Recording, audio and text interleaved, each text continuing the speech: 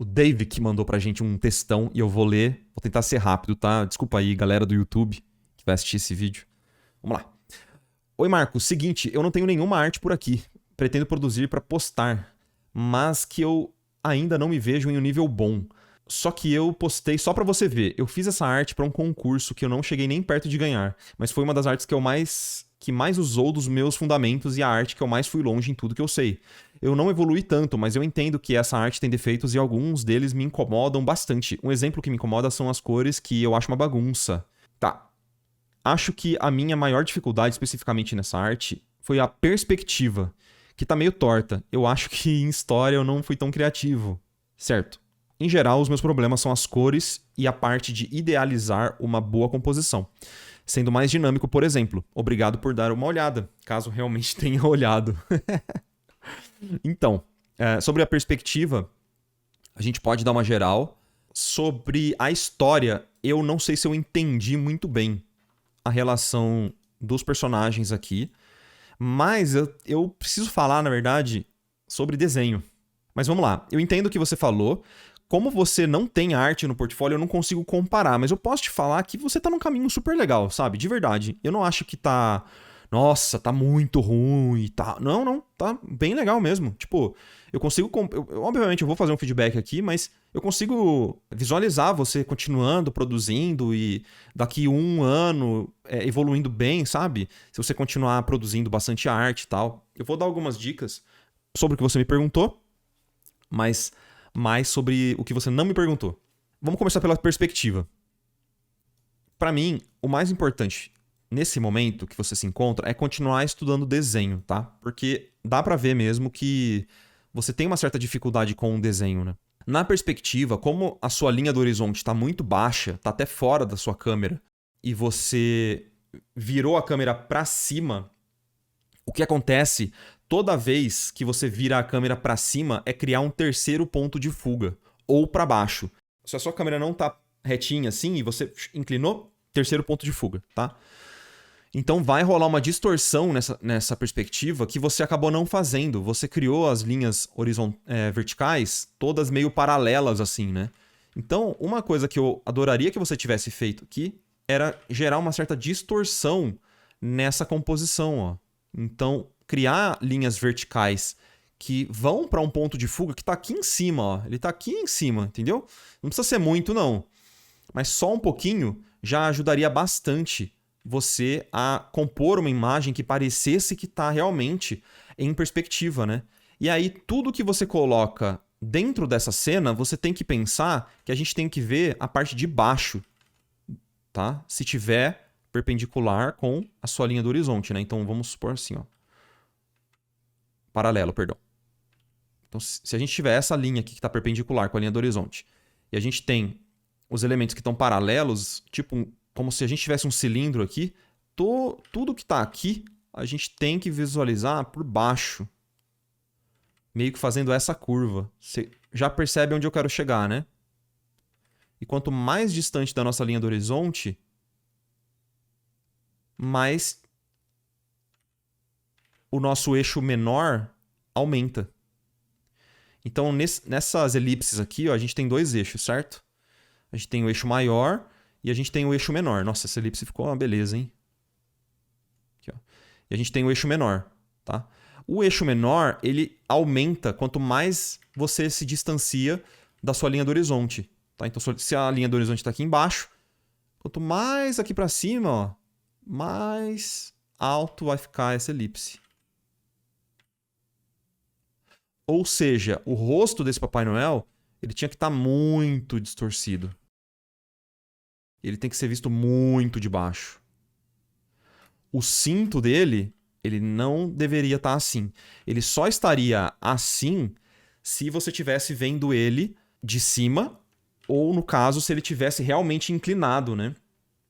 De acordo com a barriga dele, acompanhando. Mas fora isso, esse cinto tinha que estar assim, ó. Então, essa parte aqui do cinto, acompanhando essas linhas distorcidas aqui, esse cinto estaria mais ou menos assim, ó. Então essa parte eu acho que você vai ter que refazer. Sinto muito.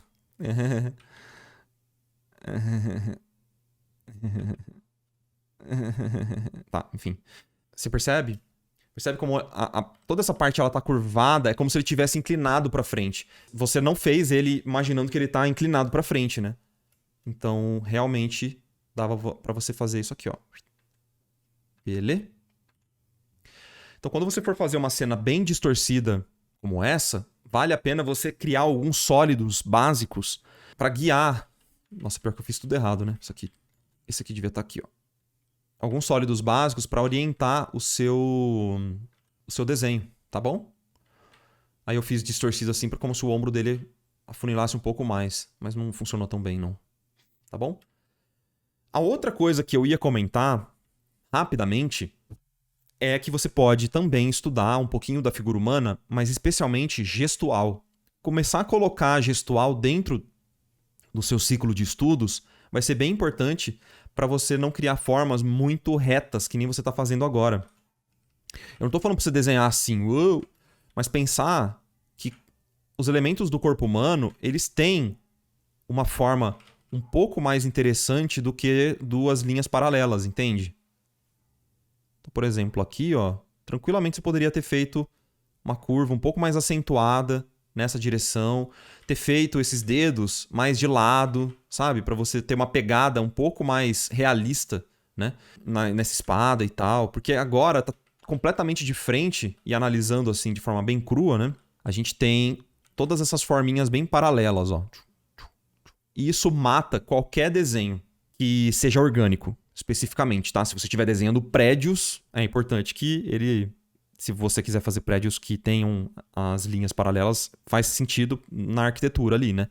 Se não for tão cartoonizado. Mas quando você for desenhar, então evita linhas muito paralelas assim, ó. Tenta buscar por linhas um pouco mais próximas de S, isso ajuda bastante, de Cs, tá? E linhas que sejam mais dinâmicas. Então, tem um conceito muito interessante que está no livro do The Silver Way, que é o seguinte, que é para você quebrar a escada. Você já ouviu falar desse conceito quebre a escada? Que é o seguinte, quando a gente tem um desenho muito linear, assim, ó, ele não é tão interessante, especialmente se a gente está falando de formas orgânicas, tá? Então, como você pode deixar isso aqui mais dinâmico, mais interessante no desenho? Você quebra essa escada. Então, por exemplo, você poderia criar uma escada, ó, onde os degraus eles variam a distância entre si. Então, por exemplo, assim, assim. É claro que eu estou exagerando, mas olha como fica mais dinâmico dessa forma. E ele aparenta ser um pouco mais orgânico.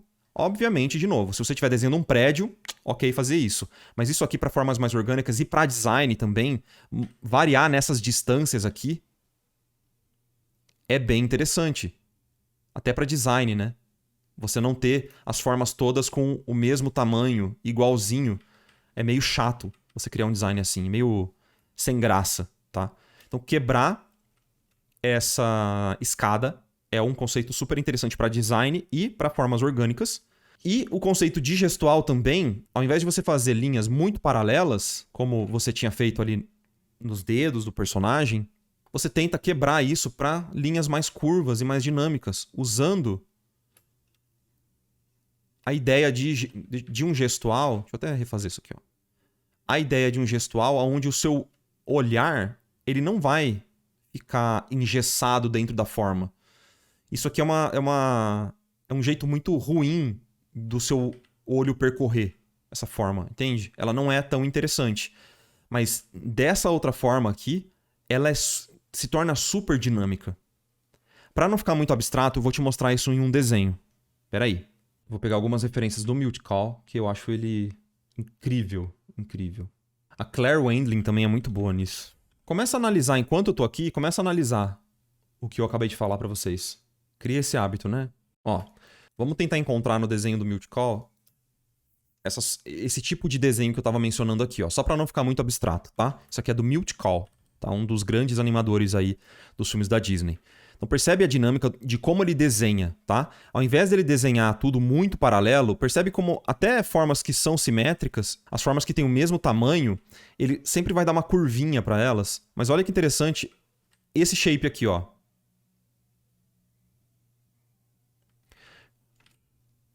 Olha o que eu tava falando, ó. Aqui a gente tem uma linha, depois ele contrapõe essa linha com outra linha, aí ele contrapõe essa linha com outra linha aqui, e depois ele continua para lá. Esse tipo de desenho aqui, ó, uma linha para cá, depois uma linha para cá. Percebe o que eu tô querendo dizer de fluidez? Lembra do S que eu comentei? Ó o S aqui, ó.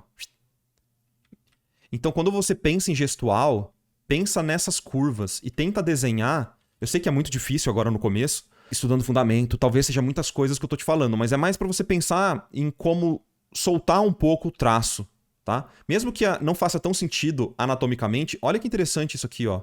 Essa linha, depois ele cai com a linha para cá, ó, depois ele cai para cá, depois ele continua para cá, aí ele fecha para cá, ó. Eu tô exagerando, mas provavelmente o esboço dele era alguma coisa assim.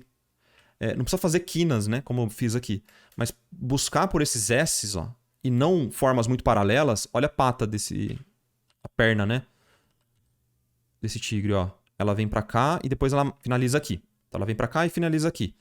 Olha a outra forma aqui, ó. Ela vem e ela faz um desenho diferente, ó.